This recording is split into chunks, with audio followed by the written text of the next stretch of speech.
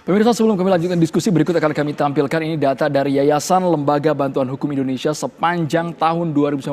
Ini ada catatan proses penegakan hukum. YLBHI menegaskan bahwa ini ada 180, maksud kami 380 pendemo jadi tersangka, 179 ditahan. Ini beberapa sumber yang kami kutip dari beberapa situs online. Kemudian YLBHI nilai periode pertama Jokowi hukum jadi alat kriminalisasi.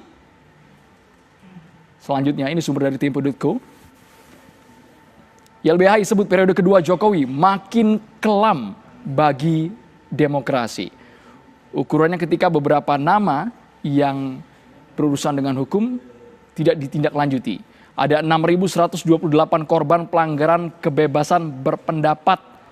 Bahkan jumlahnya 51 tewas. Bapak-bapak pasti masih ingat dengan aksi besar-besaran yang terjadi di Jakarta. Ada aksi menolak RKPK. Bung Rocky melihat data seperti ini, apa pandangan Anda? Saya setuju itu karena saya ikut berkali-kali bikin riset tentang itu di YLBHI itu. Nah, satu hal mau saya terangkan dulu nih buat Pak Yudimar terutama, atau banyak orang yang selalu bikin perbandingan. Ini pelanggaran HAM berat, ini ringan itu.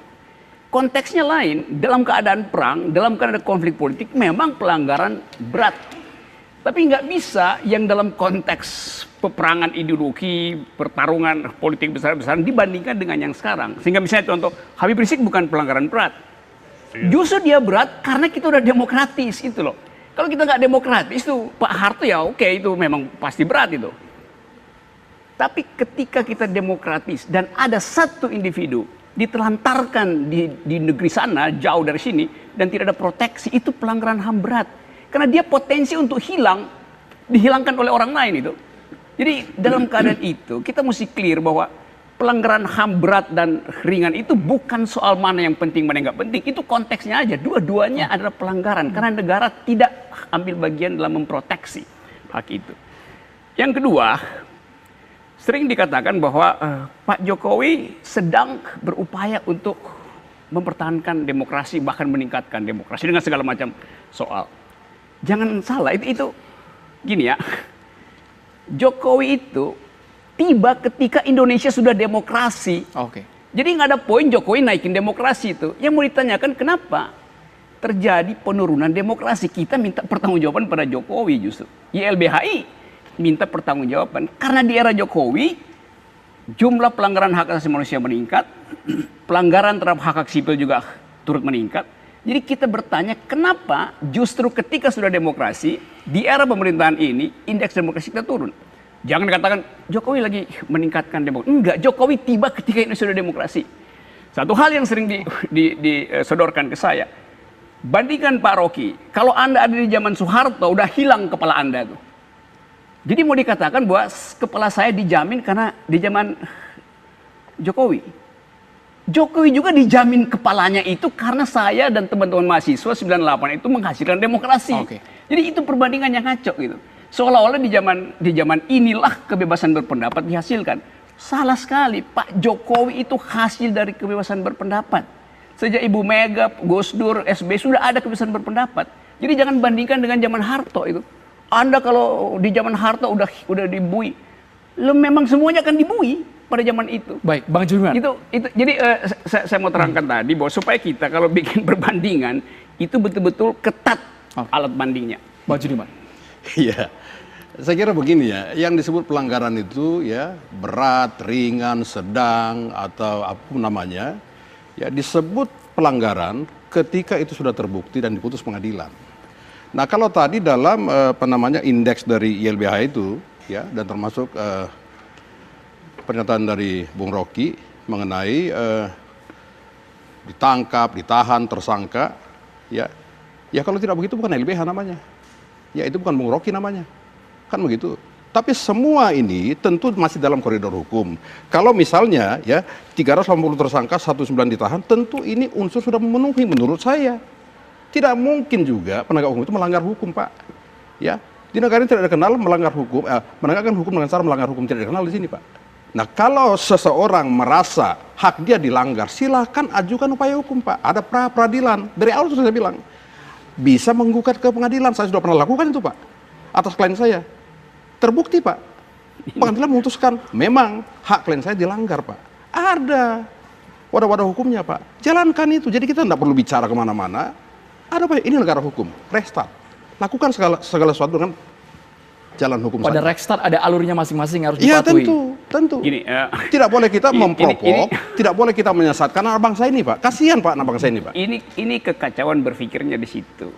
Jadi seolah-olah setiap kali ada semacam perselisihan dibawa ke ranah hukum gitu kan. Demokrasi itu tidak memerlukan hukum karena kita percaya pada percakapan antar manusia, kemampuan berargumentasi, etika yang tadi disebutin. Jadi kalau segala sesuatu Hukum dibawa ke- itu kan dibuat Gini, untuk menata. karena itu Iya. setiap kali ada kasus dibawa ke hukum, kita ingin menghukum. Jadi Kalau Pak pemerintah Rocky, itu punya kebiasaan, pokoknya gua hukum gitu. kalau Lalu Pak demokrasi Rocky buat ya apa, sudah gitu? berbicara kesesatan berpikir, kita sudah masuk ke filsafat, Pak. Ya kalau Nggak kita sudah perlu bicara filsafat, kok. Pak, itu kesesatan berpikir itu adalah istilah filsafat, Pak. Jadi saya nggak juga suka? pernah sekolah filsafat. Jadi Saya pernah sekolah, Pak. Oke. Saya di Parahyangan dulu, Pak. Oh, Saya kalau pernah- ngerti kenapa Jadi kalau protes? kesesatan berpikir, ini nggak selesai, Pak. Apanya? Siapa mencari siapa nanti, Pak? Gimana coba? Ulangi. Kalau filsafat, Pak, siapa mencari siapa? Nggak ketemu, Pak. Nggak ketemu. Siapa mencari siapa? Iya, itu filsafat, Pak. Ya tahu. Terus Anda nggak suka itu? Bukan tidak suka, Pak. Terus? Tidak selesai masalah, Pak. Jadi selesainya Telur pakai dulu apa? atau ayam dulu atau telur. Itu bagian filsafat, Pak. Ya, maksud saya, segala masalah, karena negara hukum, selesaikan secara hukum. Oke, Pak. itu di situ salahnya. Tidak itu. perlu kesalahan berpikir segala macam. Negara hukum tertinggi itu tidak perlu demokrasi akhirnya kan. Untuk apa kita ada demokrasi kalau setiap hari Anda ingin menghukum orang itu? Loh, kok demokrasi menghukum orang bagaimana? Lu setiap kasus kecil bawa ke hukum tuh, laporin polisi. Ngapain?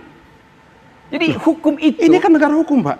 di dalam negara hukum, demokrasi itu yang utama. Hukum itu paling nggak di ujung dikasih. Di situ prinsip negara hukum. Kalau Iya. negara hukum seperti yang Anda bayangkan, Iya. ini artinya negara otoriter melalui hukum. Itu bukan negara demokrasi. Iya, Pak. Saya sudah mengatakan demokrasi adalah hak bicara, Pak. Hak bicara itu adalah hak anak bangsa. Tidak boleh dihambat, Pak. Tidak boleh dikekang. Tetapi ada aturan hukum yang mengatur tentang hak bicara, Pak. Hak- Ini yang perlu. Gini, aturan hukum itu untuk memungkinkan Iya. orang bicara, bukan untuk membatalkan orang bicara. Tidak, tidak, Pak.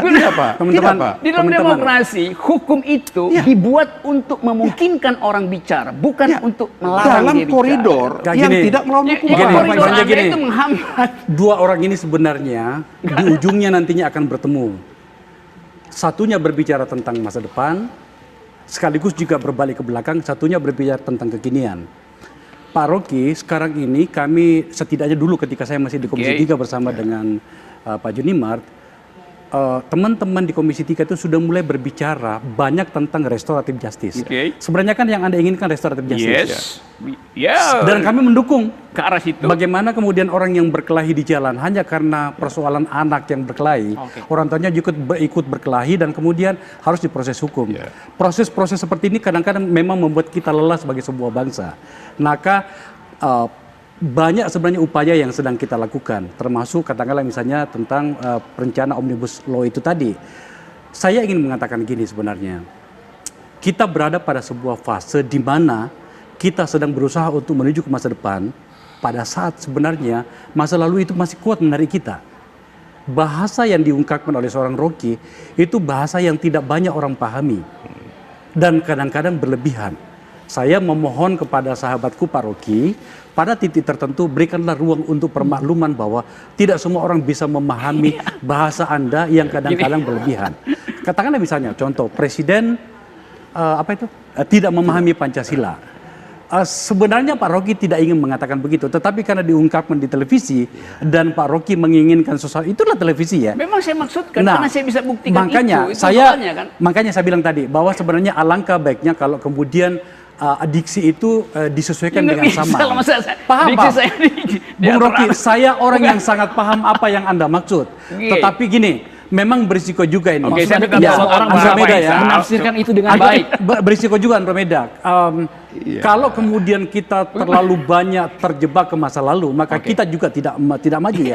Pilihannya apa sekarang ini? Maka kalau saya memilih pada wilayah kearifan, menunjukkan masa depan tapi dengan cara yang arif. Oke. Iya. Yang tadi disampaikan itu normatif. Yang kita bicarakan ini empiris, fakta, data yang tentu sudah terverifikasi. Fakta dan Gitu. data kita bisa ungkapkan dengan bahasa yang bermartabat. Benar, saya bermartabat. Iya. Saya bermartabat. Saya tidak mau tidak bermartabat karena itu bukan orang Islam kalau tidak bermartabat. Jadi Itu pertanyaan itu, jawaban itu harus sinkron dengan faktanya. Faktanya sekarang bagaimana yang kita lihat. Ada tebang pilih, ada pilih kasih. Berapa banyak orang yang melakukan penodaan, penistaan terhadap agama tidak dilakukan proses hukum dengan baik dan benar. Abu Janda, Ade Armando yang pra-peradilan sudah mencabut SP3-nya tahun 2017 sampai sekarang tidak dilakukan. Tapi kan harus melalui proses penyelidikan, harus bisa dibuktikan itu semua. Sudah dibatalkan SP3-nya, Oke. sudah kembali tersangka. Terus lagi Victor Leksodat, Sukmawati, yang dihentikan penyelidikannya. Tidak ada nomenklatur dalam KUHP penghentian penyelidikan. Yang ada penghentian penyidikan. Ini intinya penerapan hukum kita sekarang ini modelnya ini bukan responsif, represif. Sehingga menjadikan kekuatan itu bertumpu kepada hukum. Hukum menjadi alat kekuasaan. Ini yang masalah. Masalah besar ini. Supomo sudah menggambarkan waktu BPUKI bahwa negara hukum itu jangan dibayangkan akan berjalan normal. Akan menjadikan hukum itu sebagai alat Hukum kekuasaan. menjadi alat kekuasaan. Dijawab sesaat lagi Bang Junimar, Bang Akbar Faisal. Kami harus jeda dulu di dua sisi pemirsa.